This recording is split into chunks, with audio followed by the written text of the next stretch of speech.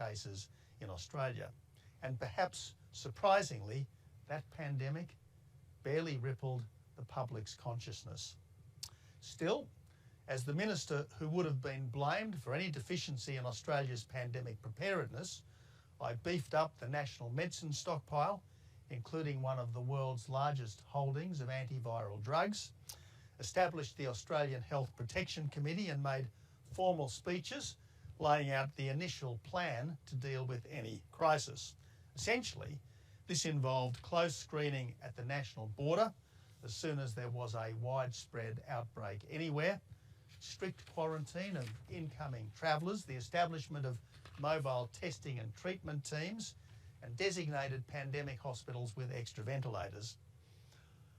I certainly envisaged the compulsory wearing of masks on public transport and the temporary closure of places where large crowds were in close contact, like theatres, concerts and nightclubs. But not for a moment did I ever contemplate ordering people to stay home.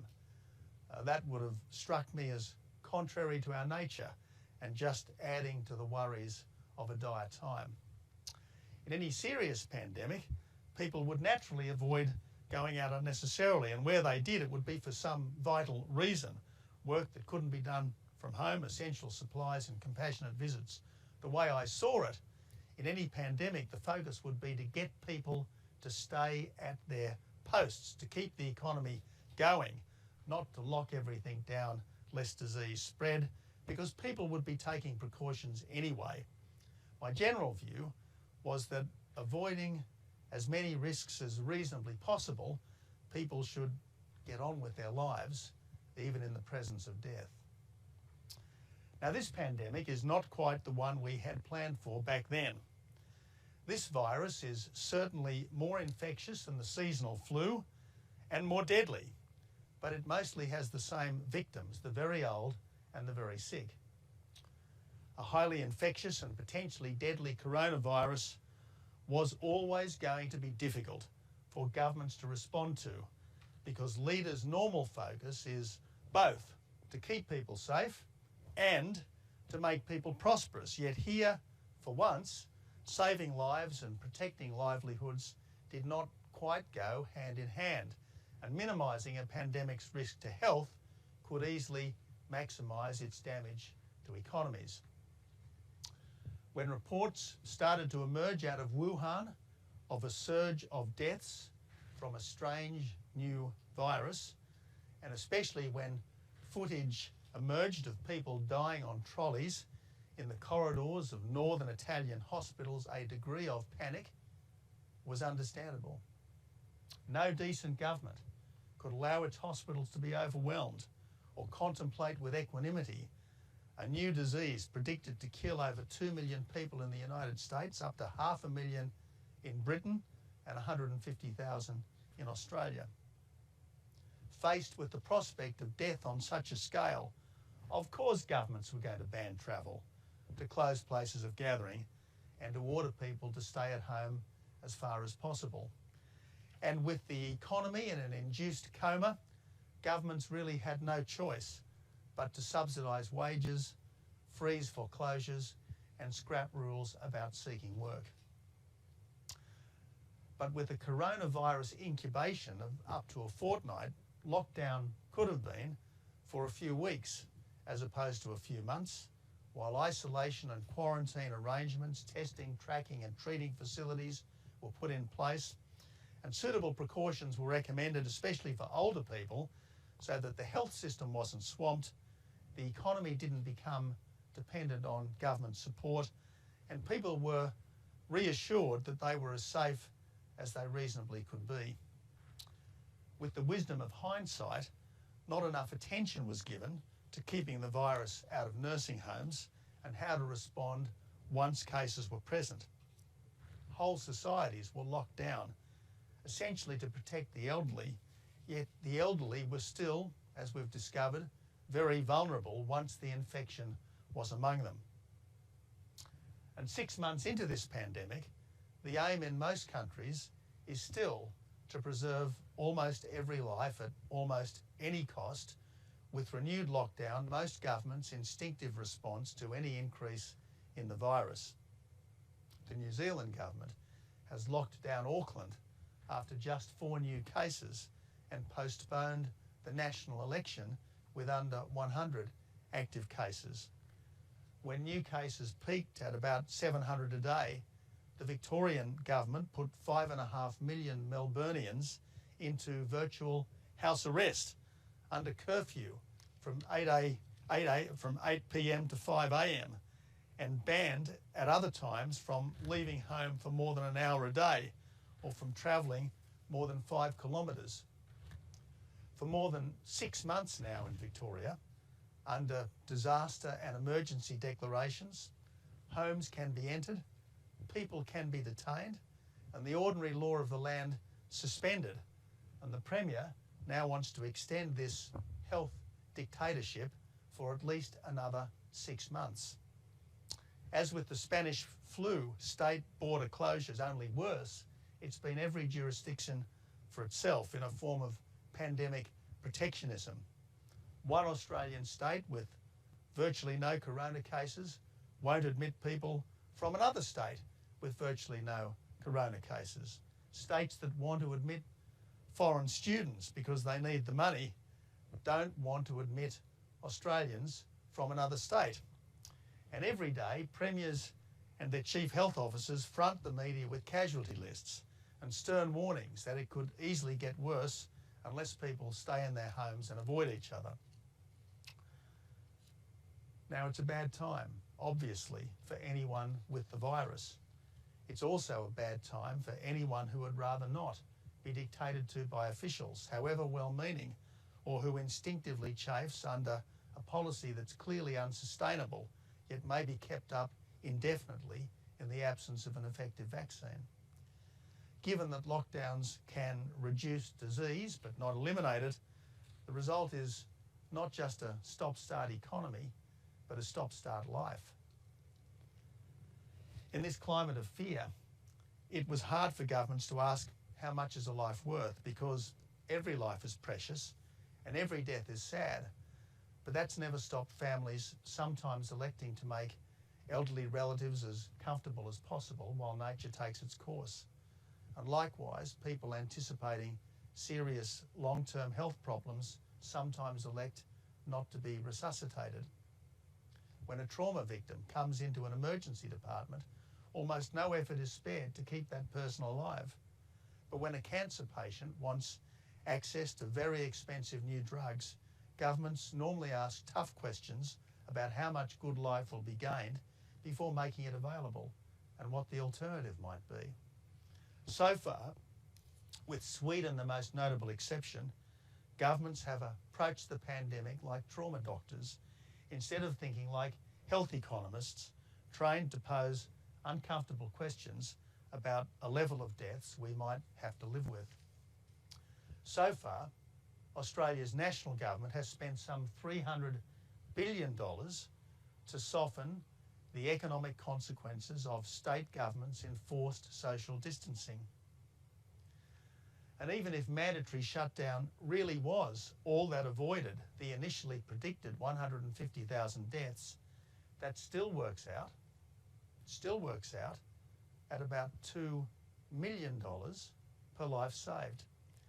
And if the average age of those who would have died is 80, even with roughly 10 years of expected life left, that's still $200,000 per quality life year, or substantially beyond what governments are usually prepared to pay for life-saving drugs. Once it was clear that a 60% infection rate and a 1% death rate was unlikely, shouldn't we have started to ask whether the cure was proportionate to the disease? Based on the antibodies present in blood tests, the New South Wales Chief Health Officer has recently said that up to 500,000 Australians could already have been infected, most of them asymptomatic. On that basis, while our case fatality rate is close to 2%, our infection fatality rate would be more like 1 in 1,000, or 0.1%. And of course, there is still much that we don't know. like why infections haven't increased that much in Europe as restrictions have eased, why deaths haven't ticked up as infections have, and why death rates seem to have fallen everywhere despite little agreement on effective treatments. And it's sensible to err on the side of caution. Sometimes, though, officials do get trapped in crisis mode longer than they need to, especially if the crisis adds to their authority or boosts their standing. One of the surprising features of this pandemic has been the lack of published modelling from government and the dearth of officially accepted epidemiological data after the daunting initial predictions from the Imperial College team in London changed most government strategy from herd immunity to preventing infections via drastic compulsory social distancing. Along the way, official objectives have shifted from flattening the curve so hospitals wouldn't be overwhelmed to suppression to zero community transmission. Governments have justified it as following the expert advice, as if this has always been clear, or as if we should be ruled rather than merely guided by unaccountable experts. Inevitably, much of the media has spread virus hysteria, with the occasional virus-linked death of a younger person highlighted to show that deadly threat isn't confined to the very old or the already very sick or those exposed to massive viral loads. As Sweden demonstrates, you can cop both the corona deaths and the economic costs, even without the government-imposed lockdowns, as people choose to travel less, to go out less, and to spend less. But for a free people, there's a world of difference between a course of conduct that individuals choose for themselves and one that government orders them to adopt, even if this turns out to be much the same. There's no doubt that lockdowns, at least initially, reassured worried populations that governments had their well-being at heart. A recent poll showed that only 7% of Australians thought that COVID restrictions were too tough, while 33% thought them too lenient. Only 11% thought that getting the economy moving was more important than stopping the virus spread. Hence, most governments' tendency to make rules rather than let people make their own judgments. Faced with an unprecedented challenge, governments were always going to be damned if they do and damned if they don't, or perhaps damned now if they didn't lock down and damned later if they did. Because it's clearly not possible indefinitely to keep 40% of the workforce on some kind of government benefit and to accumulate debt and deficit on a scale not seen since the Second World War, while the world goes into a slump not seen since the Great Depression, caused as much by government's response as by the virus itself. In the absence of effective treatment or a vaccine that may never come, at some point we just have to learn to live with this virus in ways that can be kept up more or less indefinitely, with borders managed but open, business vigilant but otherwise fully operational, and normal life continuing with more precautions, more humane ones, for the sick and the elderly. One of the saddest features of this pandemic is that most of the elderly victims have died alone, without the solace of family and friends, because of the measures put in place to protect them. It's this psychic damage, I fear, that will be at least as bad as the pandemic's toll on health and wealth. People once sturdily self-reliant, looking to government more than ever for support and sustenance, a something-for-nothing mindset reinforced among young people spared the need of searching for jobs, and magic pudding economics entrenched under the guise of modern monetary theory. Governments paying businesses' wages bill for them, borrowers freed from mortgage repayments and tenants no longer having to pay rent, none of this can last. Yet every day it goes on, risks establishing a new normal. The sooner citizens don't have to offer police an explanation for their movements, the less anxious we will feel. The sooner the airwaves are not filled by officials telling us not to go out, not to see people, and not to shake anyone's hand, the more resilient we will be, even if there may be some modest uptake in corona cases. From a health perspective, this pandemic has been serious. From an economic perspective, it's been disastrous. But I suspect that it's from an overall well-being perspective that it will turn out worst of all, because this is what happens when, for much more than a mere moment, we let fear of falling sick stop us from being fully alive. Now that each one of us has had 6 months to consider this pandemic and to make our own judgments about it, surely it's time to relax the rules so that individuals can take more personal responsibility and make more of their own decisions about the risks they're prepared to run. For me, the recent 75th anniversary of the end of World War II prompted this reflection. That generation ready to risk life to preserve freedom. This generation ready to risk freedom to preserve life.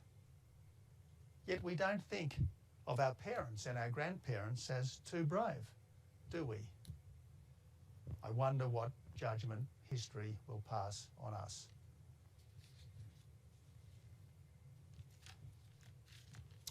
Well, Katie, over to you. Thank you. And thank you for joining us today, everyone. I'm going to ask a few questions and then we're going to roll it out to the audience. I know there's an appetite to ask many questions today. So just the technicalities of this is you need to, in the Zoom way, raise your hand when it comes to the time. Then someone's going to tell me where the questions are coming from. It's the first time at Policy Exchange have used the system, so I'm sure it will go completely smoothly. But should there be a few seconds pause, do bear with us. So listening to you speak, you mentioned virus hysteria and you mentioned Sweden, perhaps as somewhere to look to. I wondered, if you look at Australia and the UK, we have had very different death tolls. One in the hundreds, others in the tens of thousands.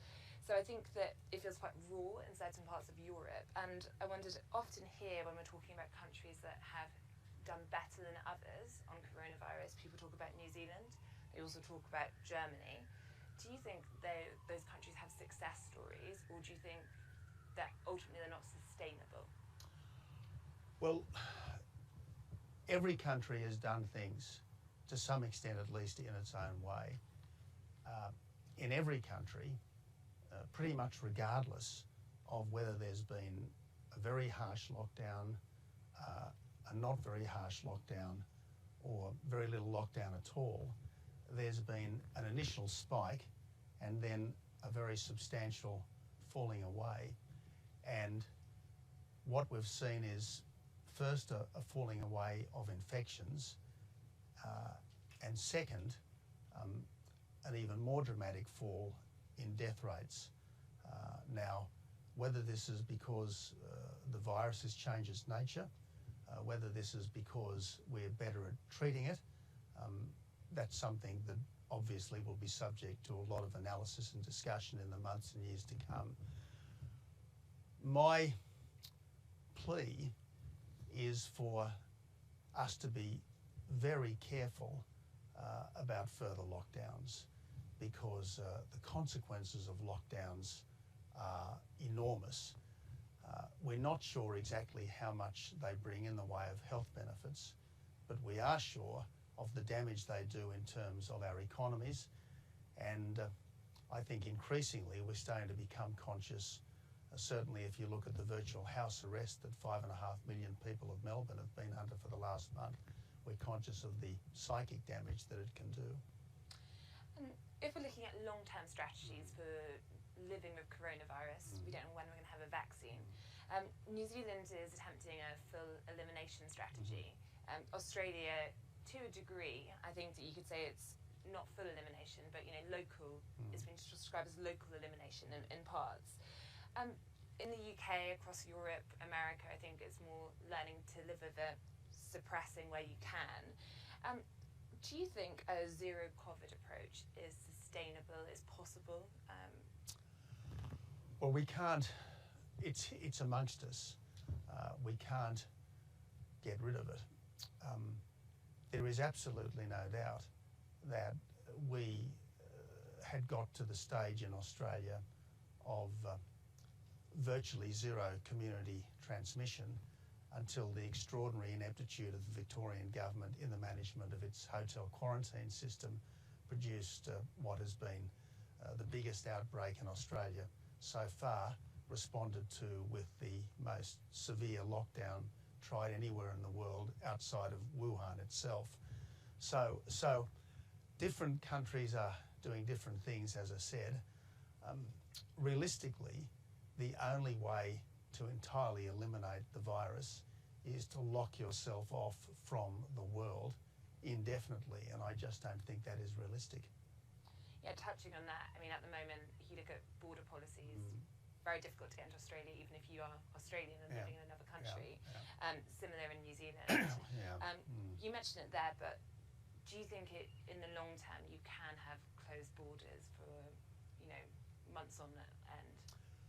Again, I just don't think it's realistic. First of all, I think that people have a instinct to be free.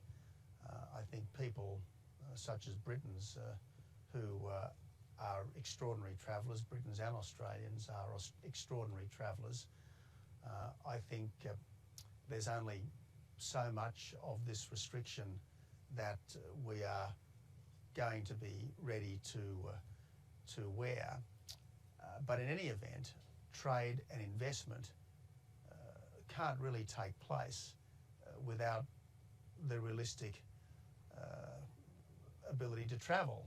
And if it is very difficult to travel for the very long term, it's also going to be very difficult to maintain trade and investment, and that would be a real problem, a massive problem for the whole world. And I think when you are looking at the coronavirus and the effects on trade, one of the things that does come up is I think countries, there is a push to be more self-reliant. So you see it in terms of PPE. The fact that I think supply chains look more problematic, and there does seem to be a lurch towards countries moving on themselves to do that. So do you think that is a risk to free trade, touching on the borders as well? Katie, I'm obviously a supporter of freer trade, particularly freer trade between like-minded countries with comparable standards of living. So a free trade deal between Australia and Great Britain would be, I would like to think, an absolutely unambiguous good for everyone. I think it's a different issue where countries have got widely diverging standards of living. And I certainly think it's a different issue where you've got a country like China that sees trade as a potential strategic weapon and can turn things on and off like a tap. I think we are right to be much more cautious now than we thought we needed to be a few years ago about China's presence in supply chains, particularly supply chains of goods that might be essential in a crisis, and our dependence on China for a very wide range of pharmaceutical drugs, our dependence on China for vast amounts of PPE, I think has proven quite problematic. And I would be very surprised if we didn't attempt to be much more self-reliant in those areas in the future. Yeah, I mean, I was seeing governments across the world taking a more hostile approach, including the UK, on China. Well, hostile's not the word I would use when talking about Western governments. I think there's been an assertiveness bordering on belligerence from China. You only have to look at the sorts of comments that we've heard in recent times from China's so-called wolf warrior envoys abroad to see where the belligerence is really coming from. You mentioned Australia and the UK having lots in common, and I'm going to move it to audience questions shortly, so please do raise your hands on Zoom if you want to ask that question. But I just wondered, while we have you here, there's a lot of talk at the moment about the timeline for various deals the UK is seeking to do. How quickly do you think, from your previous experience in the Australian government, a deal could be struck between the UK and Australia? Look, obviously as Prime Minister, you are not dealing with the minutiae of trade deals. You are dealing with things at the very highest of levels, and you are reassuring the heads of other government that you would like to bring about a deal that's a win-win situation as quickly as possible, and you're encouraging senior officials not to be held up by things that are not all that important, and not to be distracted by things that are not really issues of trade, but might, for argument's sake, be issues of the environment. Now, talks between Australia and Britain have been going on now virtually since the Brexit vote. Obviously, they've intensified as time has gone by.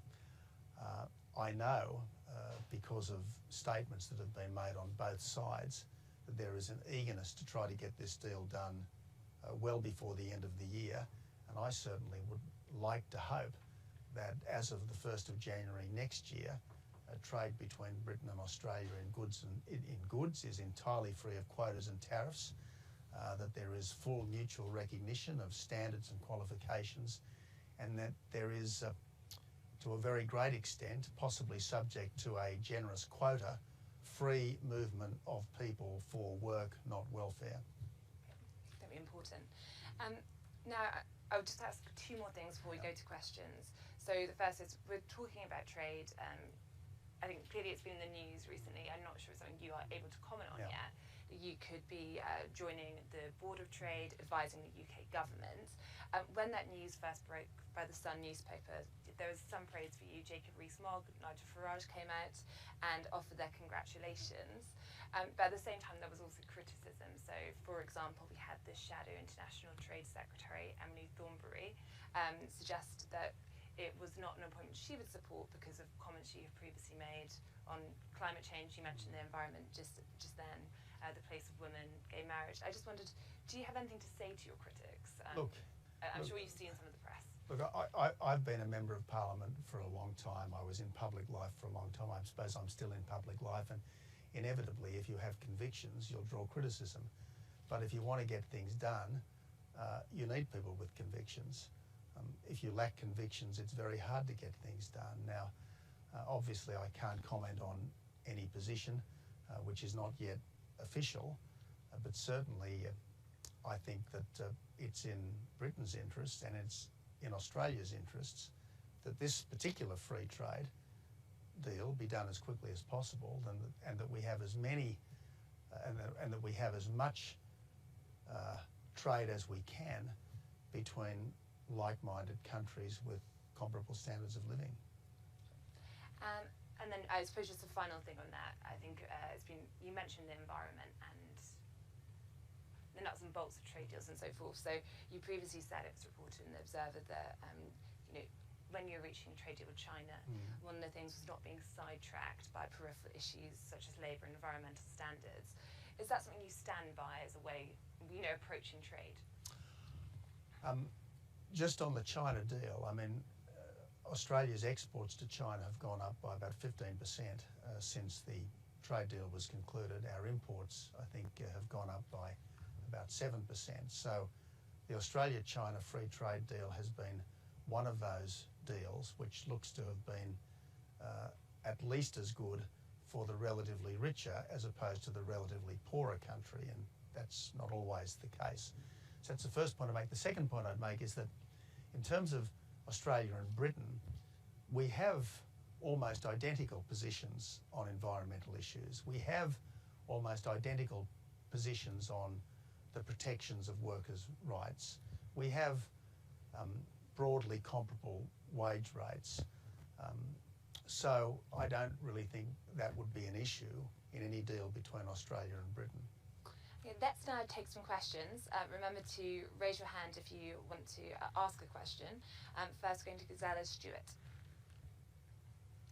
And hopefully the tech will shortly. Yeah, can you hear me? Can you hear me? Yes, we can. Okay. I'm Gisela Stewart. I'm currently the chair of Wilton Park, and before that, I was a member of Parliament for 20 odd years. I want to ask you a very structural question. It has to do with federalism. Did you find in the Australian context the difficulties encountered by local and central government something that gave you an opportunity to learn? And what advice would you give the United Kingdom in terms of how we deal with central decision making and devolved administration, given that health is a devolved policy area? Gisela, a general point.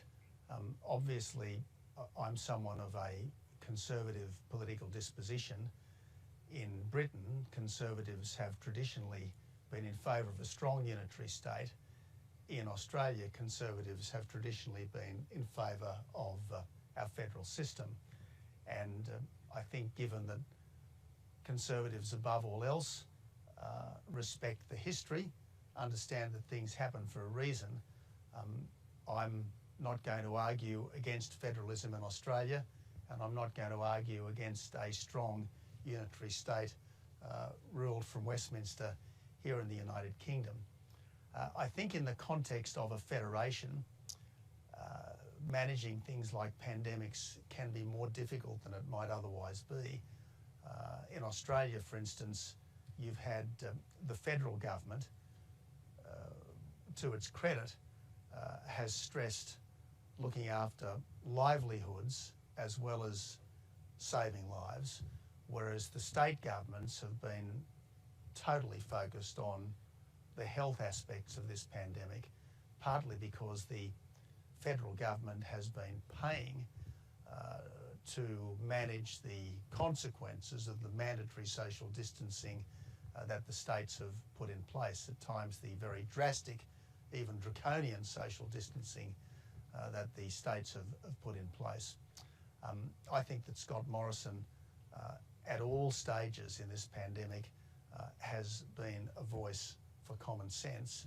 I'm not sure that at every stage all of the premiers have been as commonsensical as Scott Morrison has. And my impression, obviously I inevitably get more of a detailed impression of Australia than I do of any other country, but my impression is that in Britain, Prime Minister Boris Johnson's instinct has been relatively liberal rather than relatively restrictive, and certainly that, I think, is the best way to be.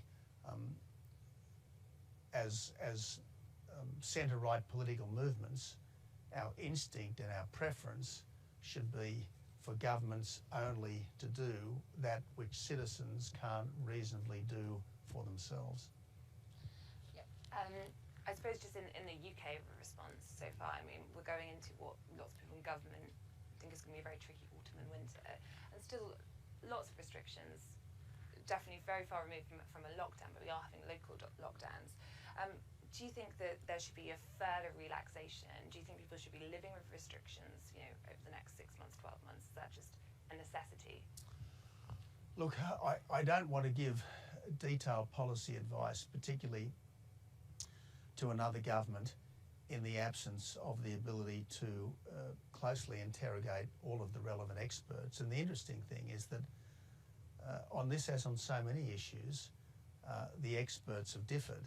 You've got the Imperial College experts who were, if you like, the spiritual fathers of the lockdown measures, and you've had the Oxford experts who have been fairly consistently saying that this is not all that much worse than a severe flu, and have been generally sceptical of lockdown measures. Inevitably, though, when you've got different expert opinions, the more alarmist expert opinion tends to get the most attention. Now, look,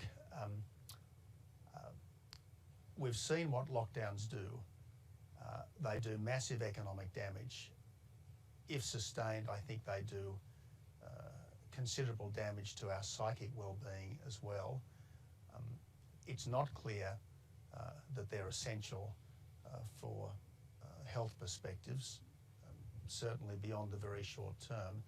And what we've seen in Australia, if you compare, for argument's sake, the Victorian approach with the New South Wales approach,